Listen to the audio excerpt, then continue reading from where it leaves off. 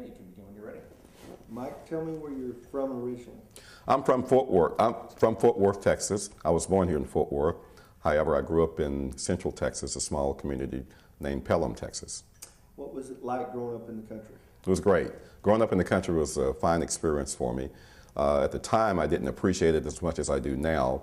I had two brothers. We were all roughnecks. We ran around the country a lot and visited other cousins and relatives and friends in the area.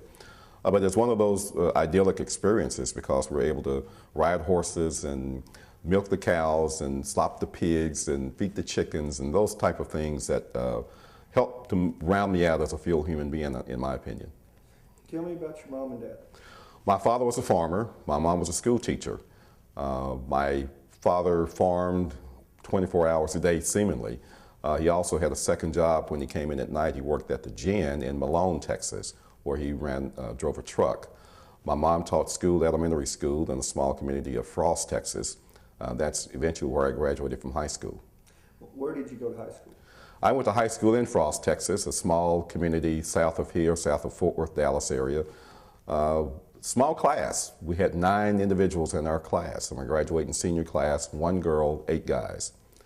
So you were in the top 10% of your class. Top 10%, yes. By default, I was in the top 10% of my class. The young lady who was the only female in the class was a valedictorian. My cousin was a salutatorian, and I came in around 4th place, I think 3rd. So I may not have been the top 10%. The top 10 at least. Top 10 at least, yes. All right. What year did you graduate high school? 1968. Okay. I graduated in 1968 from Frost High School. After high school, what'd you do? After high school, I attended Navarro College, which at the time was known as Navarro Junior College in Corsicana. I attended there for 2 years. In fact, I was the bus driver for the rural route. So I drove the bus around the Pelham area, Frost, Texas, Blooming Grove, Texas, some of these small communities you may not be familiar with. And that's why I picked the other students up to go to Navarro College. And after that, I transferred to Baylor.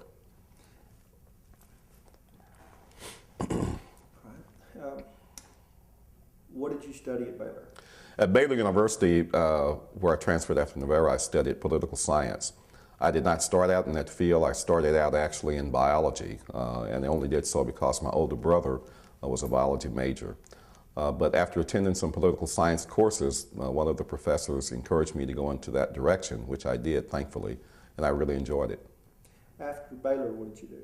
After Baylor undergrad, I attended Baylor Law School right there on the campus. I went straight through, so to speak, and was out in a little over 2 years.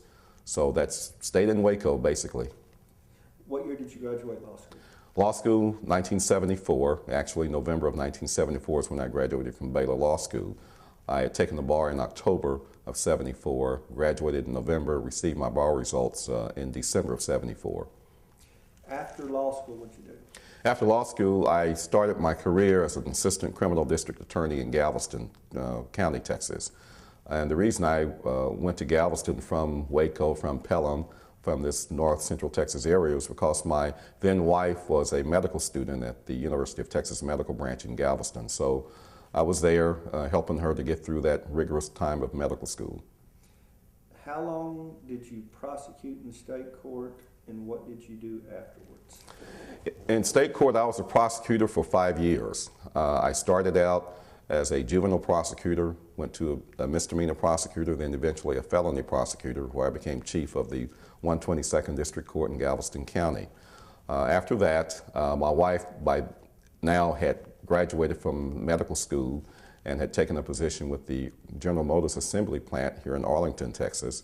So I applied for the U.S. Attorney's Office and got on in Dallas Division and started my federal prosecutor career. How long were you a federal prosecutor, and tell us about that experience? I was a federal prosecutor for 4 years. It was a great experience. I always tell a lot of people when they ask, it was one of the greatest times of my life from a legal standpoint. I had a lot of leeway and discretion with my cases, and I handled the cases. I also took the cases to the grand jury, prosecuted the cases, did the appeals, argued the appeals in the Fifth Circuit Court of Appeals in New Orleans and elsewhere. So it was a great time before a lot of the layers of bureaucracy that exist now were in place. So it was a fun time for me. How is being a federal prosecutor now different than it was when you were a federal prosecutor? Being a federal prosecutor now, I feel, is more onerous on an individual because of the lack of discretion I believe that prosecutors should have in their cases. You have so many layers of bureaucracy, chiefs and supervisors and assistant chiefs and assistant supervisors and committees that meet to discuss the cases and how they should be disposed of and whether to grant these 5K1 downward departure motions pursuant to the federal sentencing guidelines.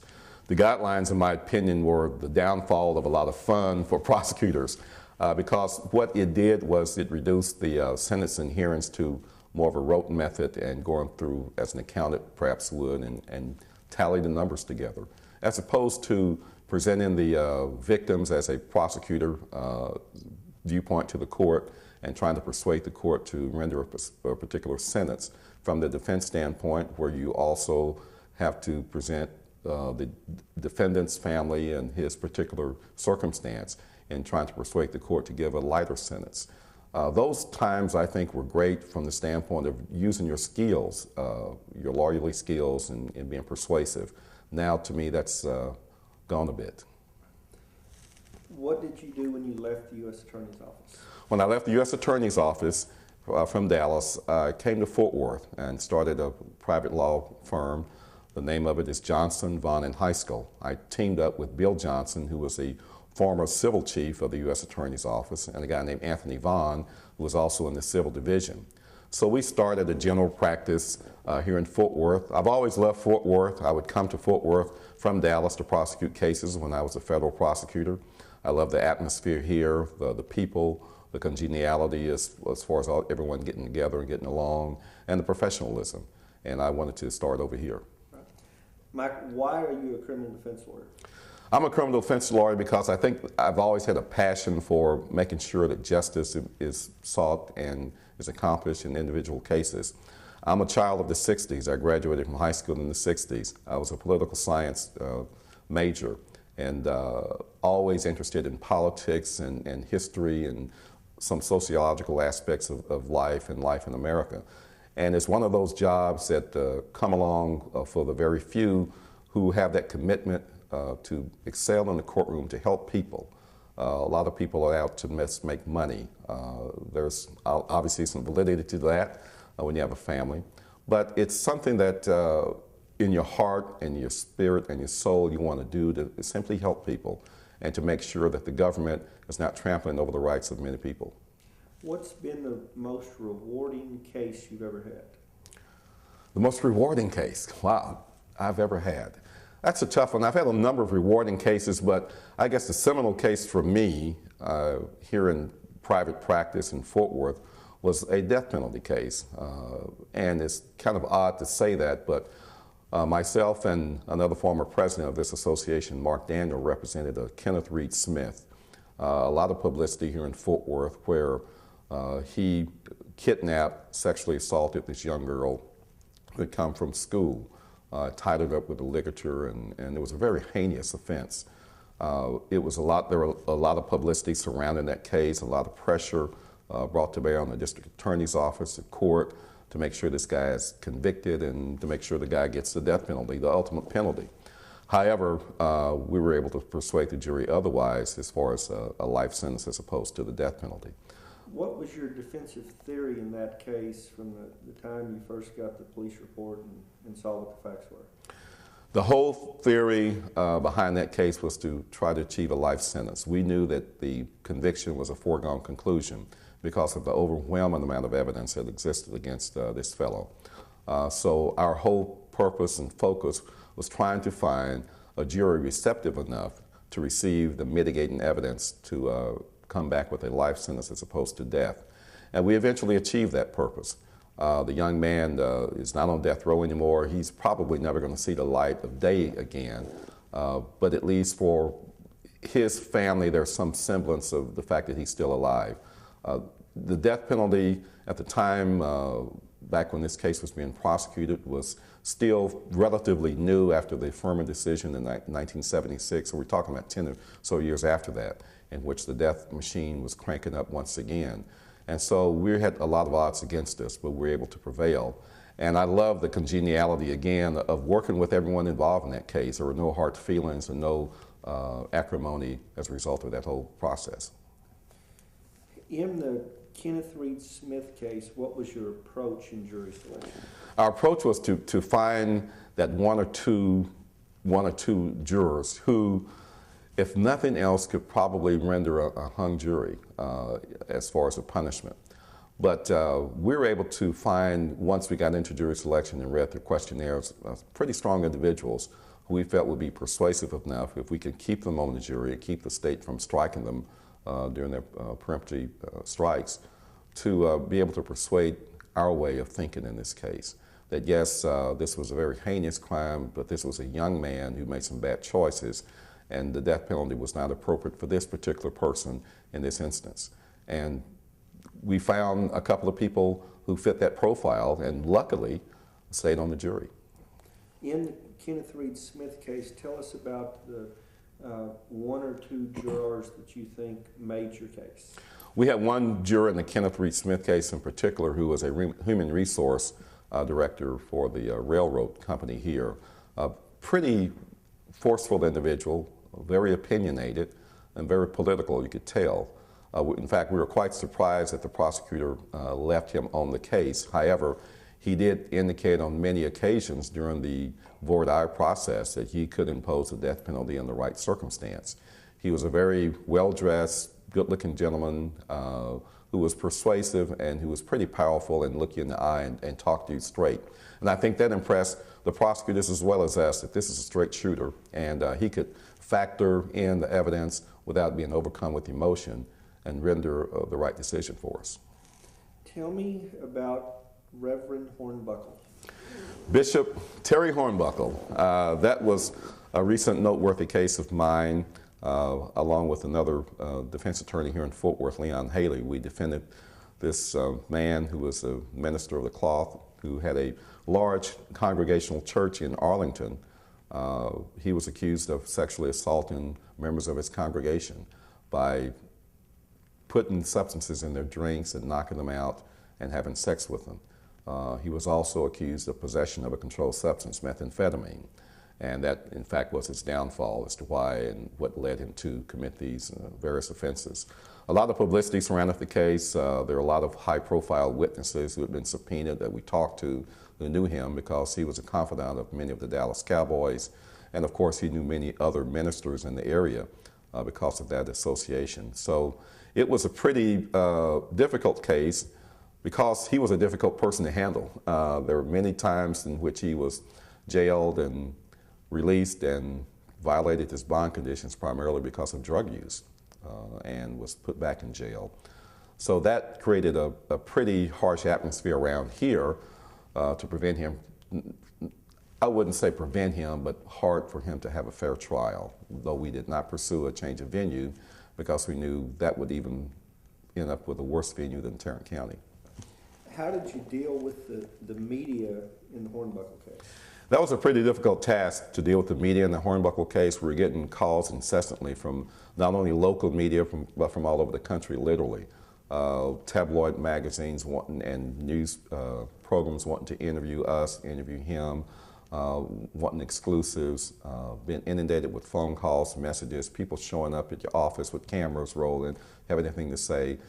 And it taught me a lesson about how to handle the media for the most part. And for the most part, is keep your mouth shut and do your work. We can always get, I guess, transfixed by the media light and scrutiny and wanting to present ourselves on the media. But in the long run, I think you'll come out better if you just put your nose to the grindstone and do the work. And good things will happen as a result of that media coverage as well. Mike, what year were you president of TCDLA, and tell us what that year was like for you? I was president of TCDLA beginning 1999 into 2000, the new millennium. That was a great experience for me. I was first African American to be president of TCDLA, so I was proud of that fact, even though I did not try to exploit that fact at all, because I think we're all equal in that respect.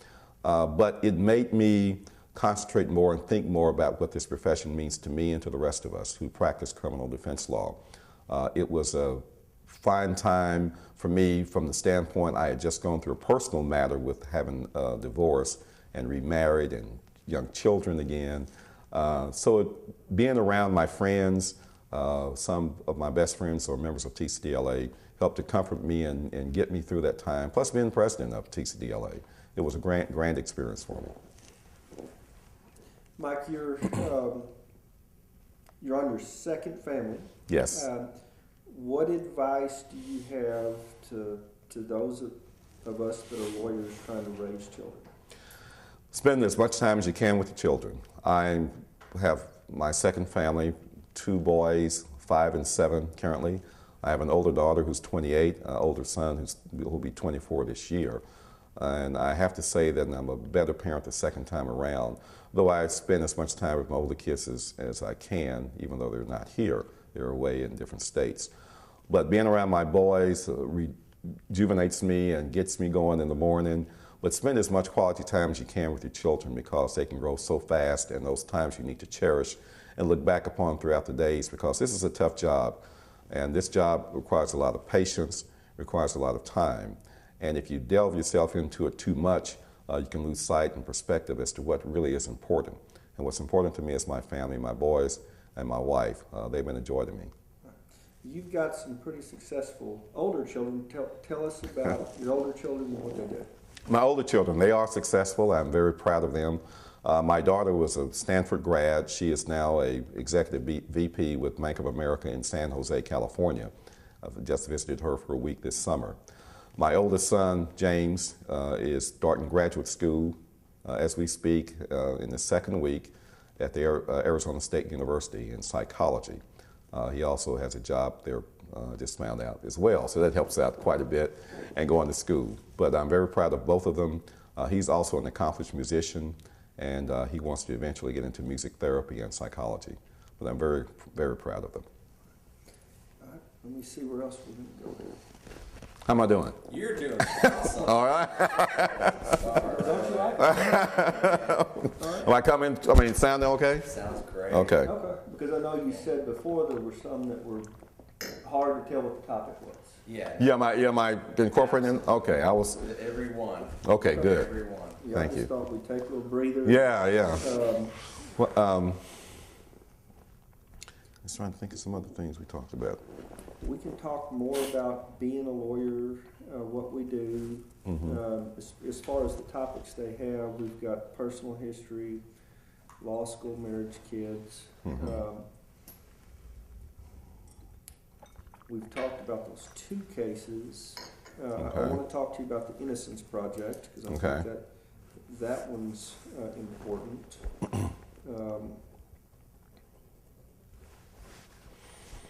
Okay. We want to talk about the attitude of, and I don't know if we want to say the Court of Criminal Appeals or the government, but It's a little warm. You're looking at it more closely. and I may ask you, what's it like?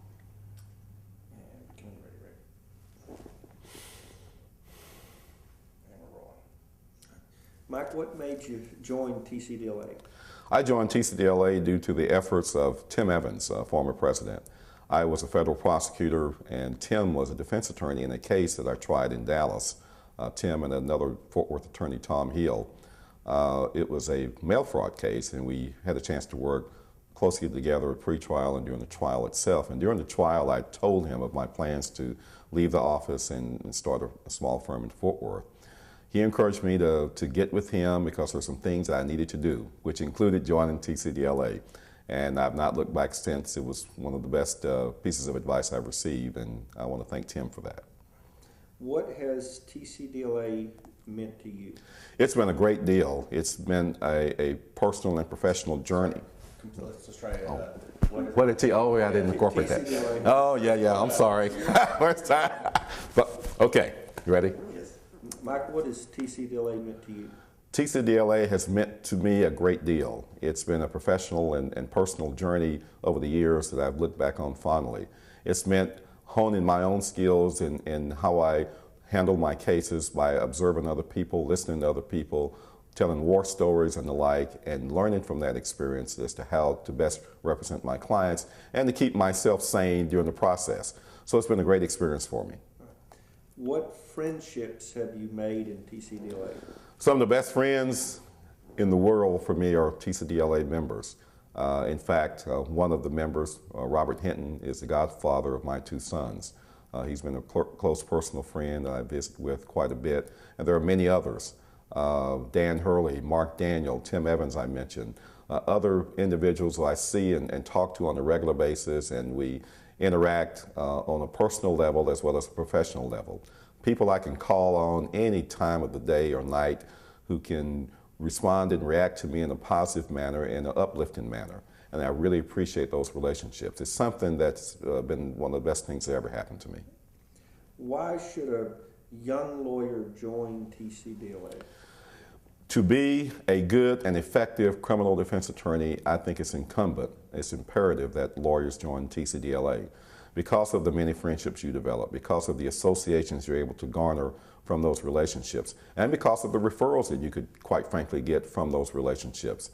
I've received referrals from all over the state, not just locally, because of my association with TCDLA. I haven't attended many seminars and talked to people about different cases and offered my opinion and actually solicited opinions myself about how to handle a particular case in those fact situations. So it's something that I think every attorney should, every criminal defense attorney should look at, and that is joining TCDLA and your local affiliate organization and be a part of a bigger organization to help make the whole system work better. How has TCDLA changed since you have been a member? It's changed. It's coming. Let me start over. TCDLA over the years has changed to become a quite diverse organization, not as diverse as I would like for it to be. A lot of young people involved now, the young bloods who are coming up, and I'm thankful and glad to see that.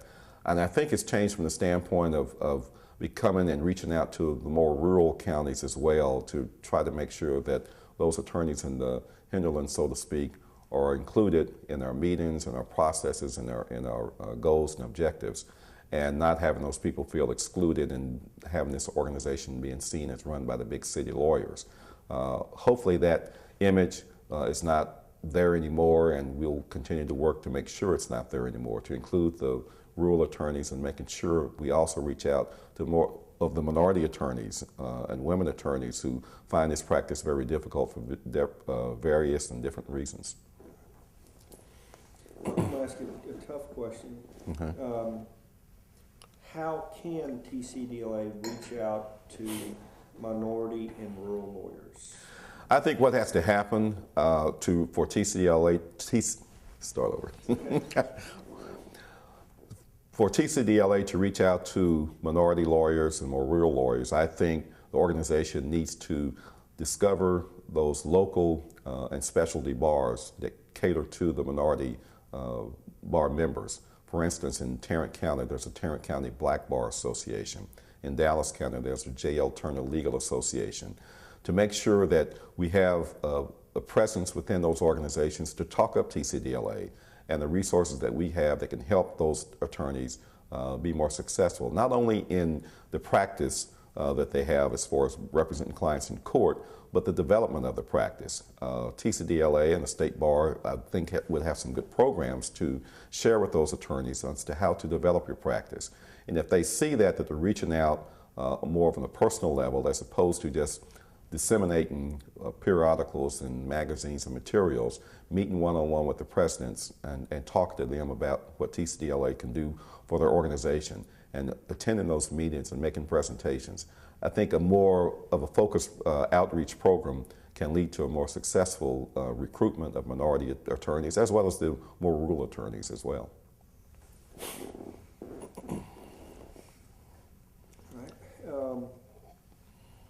I'm going to ask you, Mike, where do you see TCDLA going in the future? That's a good one. TCDLA in the future. Technology. That's the big thing now. I'm still a novice in trying to get my computer going and working this BlackBerry that I have on me right now. I use only about 10% of it, I think. But technology is the big frontier that we have to conquer. The courts, the prosecutors have their computers that they carry around now, and we have all these matters in federal court in particular. And in order to master that and communicate to the jurors our theory and theme, we have to master technology. So I see that as a big challenge. And also I think, too, when we look at the diversity that's in our country, the Hispanic population is building up, and the African American population. And we have to be able to meet the needs of those individuals by communicating better with them on the language issue and just simple communication. So, but technology for me is the big thing, that the big hurdle that we have to overcome and master to make sure that we're not left behind in communicating our defense to the juries. I'm going to ask you about what it's like to defend a death penalty case. I think we should cover that. Okay. Any other topic you can... Let me see your Oh, thank you. Do you want to address any minority issues or not? I don't think so. I think that's, I've talked about that, Okay. you know. Yeah, just death penalty thing, and that's, Okay. I think you've covered everything else, haven't I you? want to talk about the death penalty, and then, you know, we still have plenty of time, and I'd like to give you as much. Okay. Michael wants you to tell me what it's like to defend a death penalty case. I want you to tell me about the pressure that you feel as a lawyer, what it's like when the jury comes back in to read that verdict and you find out if your client's going to live or die. So for a person who's never defended a death penalty case, tell me what that's like. Okay. Defending a death penalty case is the most agonizing, stressful, anguish, excruciating experience ever. I've done 4 or 5 of those now, 5 of them. And each time it gets worse. Each time I say never, never again. But for whatever reason, I'm talked into it or coerced into it by a co-counsel or judge who wants me to come in. But it is heartbreaking as well. First and foremost, we know for the most part that verdict's going to come back guilty. And then the second phase, of course, is the time in which the stress level goes through the roof. And you're up, it's sleepless nights, trying to think and talk about those issues that need to be in the forefront of the jurors' minds as far as mitigation.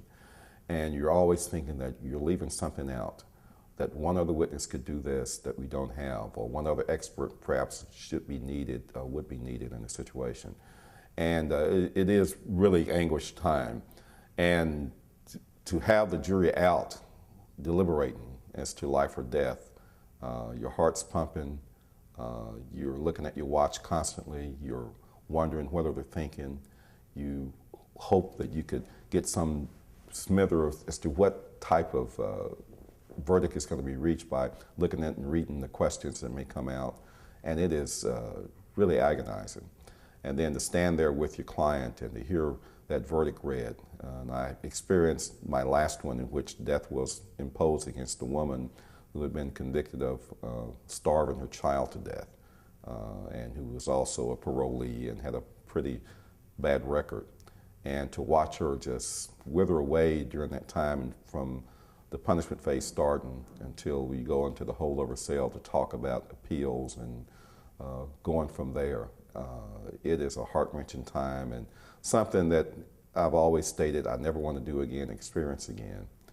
But for whatever reason, sometimes you come back to it because you think there is a calling at least by others, and you want to answer that call to try to do the best you can for that situation, that individual, especially when not only the eyes of our community, but the state and the entire country, for the most part, are focused on defense counsel and capital cases, and the job or lack of a job, good job, if you will, that they are doing to represent the people here in Texas.